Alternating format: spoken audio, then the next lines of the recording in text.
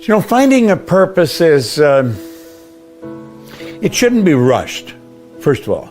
A lot of people are rushing, hurry, I got to get a purpose, And if they do settle on something, it's usually not meaningful, and it's not real, and it's not really their purpose. Our purpose is what we love to do. And too many people, they think they love to do something, but I couldn't earn any money at it. I'll give you a good example. I was talking to a doctor in Phoenix, and he was telling me he was thinking of leaving the profession. He was going to quit. And I said, why are you going to quit? Well, he said, you can't earn the money at it. He said, we're putting in more time to earn less money. He said, the medical profession's in a bit of a mess. And I said, well, why did you become a doctor? Well, he said, I love it. Well, I said, why would you want to quit it? You see, I think he got the idea that you got to earn money at it. You don't have to earn money. Let's set the money aside for a moment, and that's another subject. How do you select a purpose? You find out what you love to do, and then you dedicate your life to it. Now, I'm very fortunate because I can earn a lot of money living my purpose, because my purpose is in a very profit-oriented type of service. Not everybody is. The doctor couldn't do that. But I said, if you wake up every morning and you love what you're going to do, you're a rich person. And I said, you can earn money at something else. I said, your purpose is spending your days doing what you love to do. That way you get satisfaction from how you spend your days. And we should get a lot of satisfaction from how we spend our days. And I said, you can set up multiple sources of income. You don't earn money from working. Working is the worst way to earn money. In fact, Hill put it very well, Napoleon Hill. He said, if you're one of those people who believe that hard work and honesty alone will bring riches, perish the thought is not true. He said, riches, when they come in huge quantities, are never the result of hard work. Riches come, if they come at all, in response to definite demands based upon the application of definite principles and not by chance or luck. So it's a matter of providing service. I was providing service last night when I was sleeping. Therefore, I was earning money last night when I was sleeping. Now, if you really pay attention to what you're doing and start to understand the laws governing compensation and growth, you can earn as much money while you're sleeping as you'd ever spend when you're awake. In fact, you can earn more when you're sleeping than you could spend when you're awake. So the doctor misunderstood. He thought the purpose, you had to earn money, and you don't. The purpose is something you really love to do. So I think a person would learn how to do it if they will, if they'll take the time every day for a while. They may have a little pad and like a little journal or something and a pen, and put it near their favorite chair. And every morning they're going to get up and they're going to think about creating their purpose. And they ask themselves, what do I really love doing? And they start jotting down the things they love to do. And then, how would I like to do that all day, every day? How would I like to spend my life doing that? Well, you're going to hit on something, and that's what your purpose is. Like, my purpose is to live and work in a prosperous environment that encourages productivity and pleasure, so that I can improve the service I render to my family, my company, my community, my country, and ultimately the world. That's my purpose. And that's what I do every day, all day. And I love it. So you see, every day I have a good day because I'm on purpose. When I get out of bed, I know why I'm getting out of bed. Your purpose is why you get out of bed, why you go to work, you know? And I was fortunate enough to figure out what I love doing. I was at a meeting with Earl Nightingale one time. I went to Chicago. I was fortunate enough to get an hour with him. This was way back in the early 60s. And I phoned, I got an appointment, and that was very, it was quite an accomplishment itself. He was the most listened to man in the history of the broadcasting industry of that time. Now, Earl was, he and Lloyd Cohen, his partner, really started the personal development industry as we know it today in recorded fashion at the Nightingale Conant Corporation.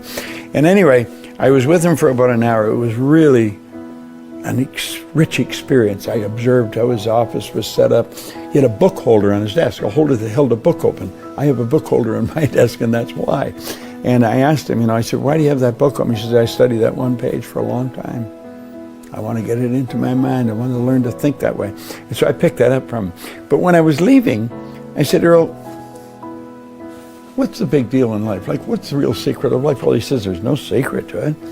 He said that the trick of life is to discover what you love to do and then make a decision that you're going to dedicate your life to it. He said the problem with most people is they never decide what they love to do. I'm going to tell you, I got so jazzed right at that moment because I knew exactly what I wanted to do. I wanted to do what he was doing, and I wanted to do it with him. And you know something? Well, 3 years later, I was his vice president of sales. I had an office right near his. I was prepared to pay them to let me work there. And I was there for 5 years. It was such a rich, rewarding experience. And it shaped the direction of my whole life. But I followed my heart. I left a business. I was earning a lot of money. I took a job, fairly small income, but I was prepared to pay them, let me work there. The money will come in providing service. But you got to be on purpose if you want to live a fulfilled life. Now, he taught me that. I learned it sitting there, and I've been doing it ever since.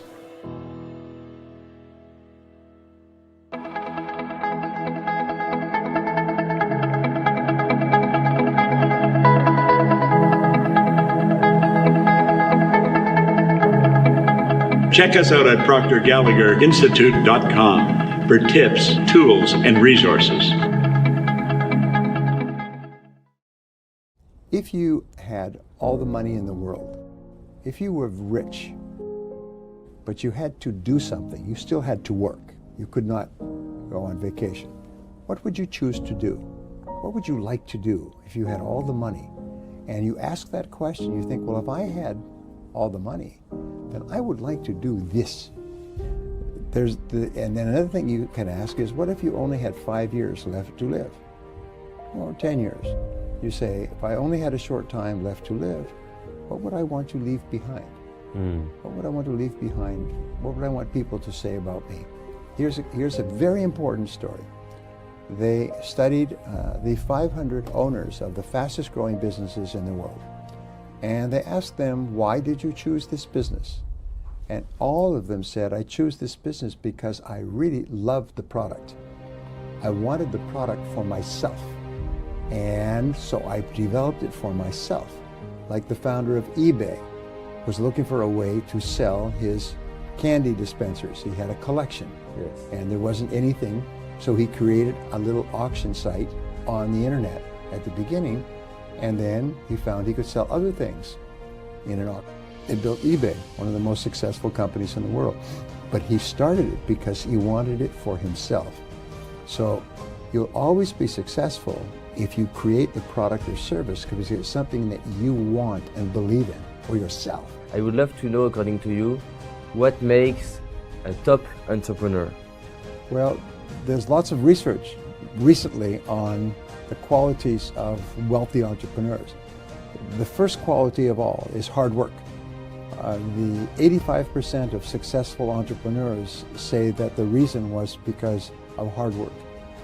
The second was because of self-discipline, is they were able to discipline themselves to work on their most important tasks all day.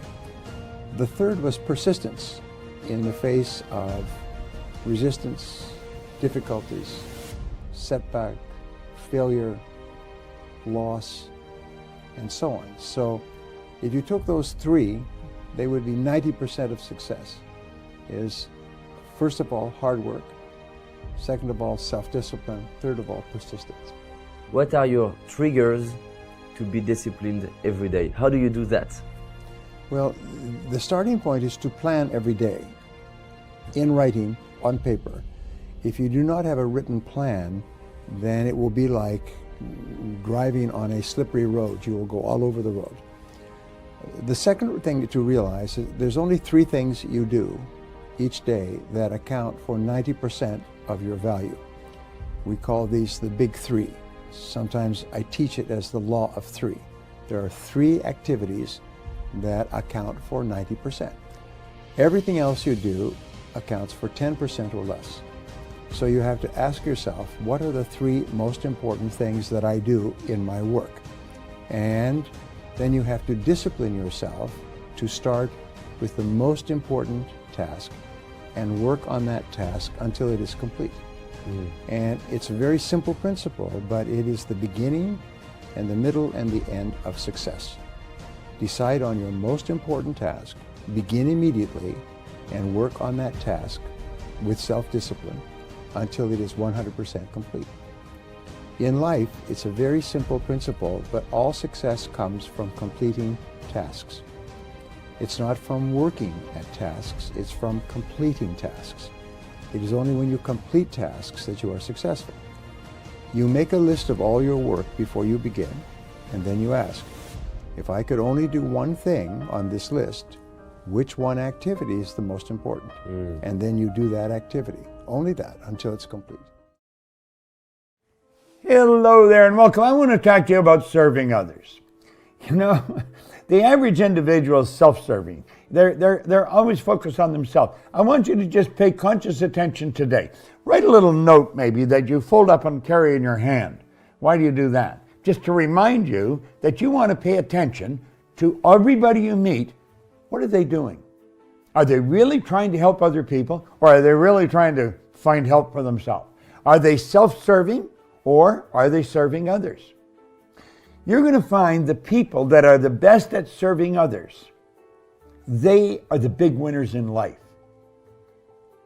Figure out how you can improve the service you're rendering. Now, I'm probably a little older than you, so I've been running around the park for quite a bit longer than you. And I have learned one thing really well in life, that my success, my happiness is going to be dependent on how good I get at serving you or serving other people. I spend most of my time trying to figure out how to help other people. I do. I don't spend much time. You know, I get almost everything I want. Almost everything I want. There's very few things, I can't even think of anything I want. Christmas, birthday comes along, well, I don't know. Send a donation in my name. I don't want anything. And it's got to a point where I just want to serve others. That's all I want to do, is serve others. Now, I'm a pretty happy guy, pretty healthy guy, pretty wealthy guy. What have I done? I have just learned how to fall in love with the idea of serving other people. Our company's success is going to be dependent upon how many people we can serve and how well we serve them. We have a phenomenal staff of people in Procter Gallagher Institute. I choose to believe that we have, I just love our staff. We have some of the most phenomenal people. And we've got people come, like we have a guy, Tommy Collier. The guy is a creative genius. He wanted to come to work with us. I said, you want to work with us? I thought, wow, guy's so good. You will attract good people if that's all you want to do. Just serve other people. That's what we do. And we've got everybody in the company. That's where they're going. We got some pretty happy people, very successful people. And all we did is focus on serving other people. Companies that are enjoying the most success, they're the ones that provide the most and best service. This is the way it works. It always has worked that way. And I'm inclined to believe that it always will work that way. Fall in love with the idea of serving others. You'll be very happy, but you'll also be very successful. You give it a whirl. You'll find out I'm right. This is Bob Proctor. Thank you.